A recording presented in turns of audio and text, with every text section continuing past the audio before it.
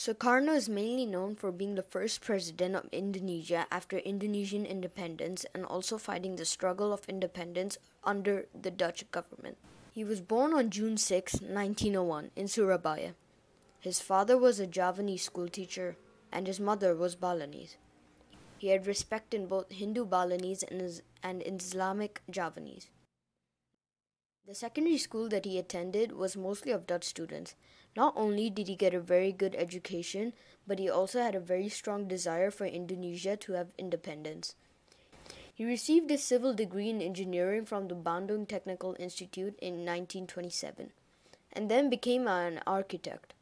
At this point of his life, he realized that his true passion was to be an orator and politician. After some of his speeches, he could see that his words were able to move crowds. This is the first intercontinental conference of colored peoples, so-called colored peoples, in the history of mankind.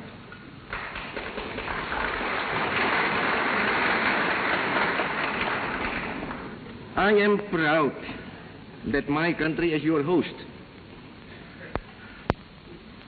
It is a new departure in the history of the world that leaders of Asian and African peoples can meet together in their own countries to discuss and deliberate upon matters of common concern.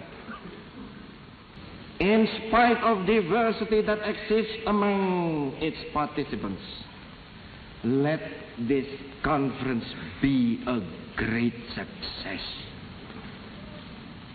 Yes, there is diversity among us.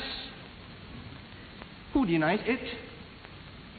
Small and great nations are represented here with people professing almost every religion under the sun. Buddhism, Islam, Christianity, Confucianism, Hinduism, Jainism, Sikhism, Zoroastrianism, Shintoism, and others. Almost every political faith we encounter here. Democracy, monarchism, theocracy, with innumerable variants. And practically every economic doctrine has its representative in this hall.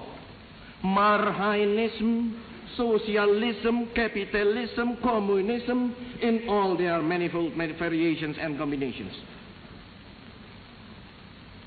But again, what harm is in diversity when there is unity in desire?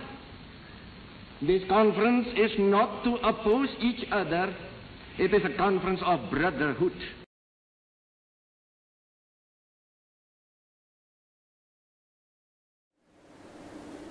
In 1928, he helped found Indonesian Nationalist Party, also known as PNI, which was previously known as the People's Nationalist Party. Many other nationalist parties were found at the time and later, but Sukarno's was the most effective one. Although things were going good for Sukarno, he eventually got recognized by the Dutch government and was sent into exile to the island of Flores. He remained under the control of the Dutch until the Japanese invaded Indonesia in the period of World War II. Sukarno was able to win the elections because he was able to speak both languages, English and Indonesian.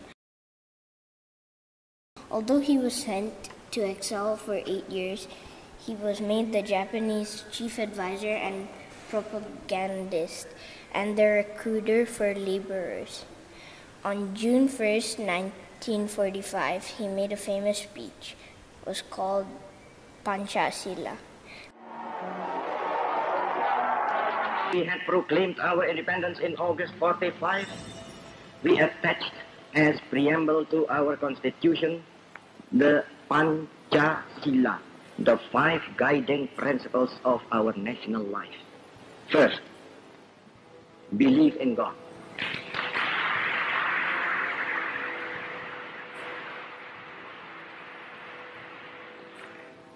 Second, nationalism. Third, humanity.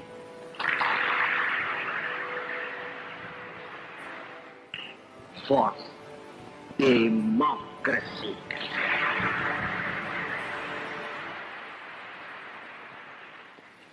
Fifth, social justice.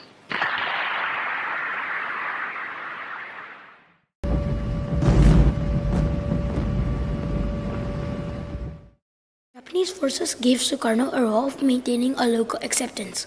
Sukarno worked together with the Japanese trying to get help for future independence of Indonesia. He promoted the formation of voluntary work brigades called Romusha. To help the Japanese war effort later, the Japanese military treated the Indonesians that volunteered as the slaves of Sukarno. As World War II came to an end, Sukarno was saved from the Japanese army and training for the Indonesians. The Japanese found a source of military of the Allied invasion. Sukarno saw the training of an Indonesian army to the resist return of the Dutch to the Dutch East Indies. After the Japanese government surrendered in August 15, 1945, Sukarno Muhammad Hatta declared the Indonesian independence on 17 August 1945. Sukarno and the other nationalists insisted that the new nation will include all the territories conquered by the Dutch. Sukarno was significant as he was the leader of the Indonesian independence movement. On the way to independence, he challenged colonialism so that he could have full management over the Dutch. In 1945, Sukarno pressured the Japanese to give Indonesia independence. When the collapse of Japan was clear, Sukarno was kidnapped, intimidated, and persuaded by activist youths. Hence, he and Muhammad Hatta, who was the vice president, declared Indonesian independence on August 17, 1945. When he took over as president of Indonesia, he fueled the successful defiance of the Dutch, where after his two abortive police actions to regain control, he formally transferred sovereignty on December 27, 1949. In 1949, the Indonesian economy under Sukarno foundered, but at the same time, Indonesia scored gains in health and education. In 1956, Sukarno established a guided democracy and a guided economy. Indonesia, tanah air, tanah